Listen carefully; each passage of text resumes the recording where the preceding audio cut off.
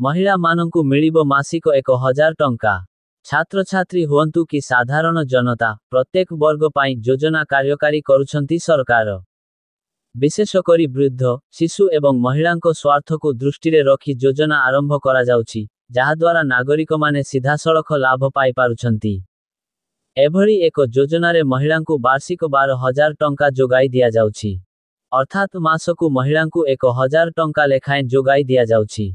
एही योजनारे प्रथम किस्ती टंका पठाइबा आरंभ करिछंती सरकार। एथिरु केउ महिला उपकृत होई पारिबे, आसंतु जानिबा।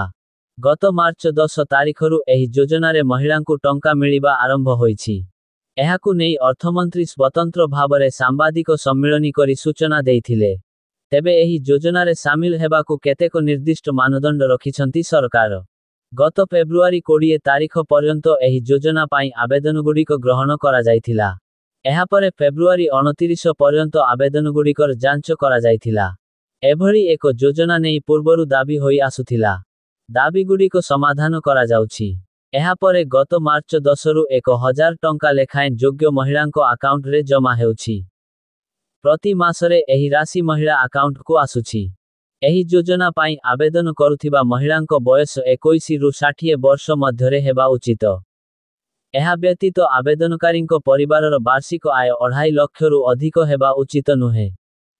तेबे केवल विवाहित महिला मानंकु एही योजनार लाभ दिया जाउछि।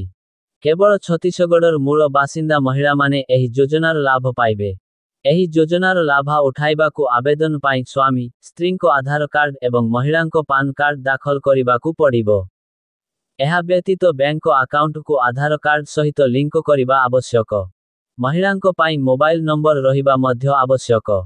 छत्तीसगढ़ सरकारंको अनुजाई एही योजनार उद्देश्य हेउछि महिला मानंकु आर्थिक स्तररे मजबूत करिबा एवं परिवार रे निष्पत्ति नेबारे महिलांको प्रभावशाली भूमिका को उत्साहित करिबा। विधवा एवं छाड़पत्र होइथिबा महिला माने मध्य एही योजना पाई आवेदन करि पारिबे।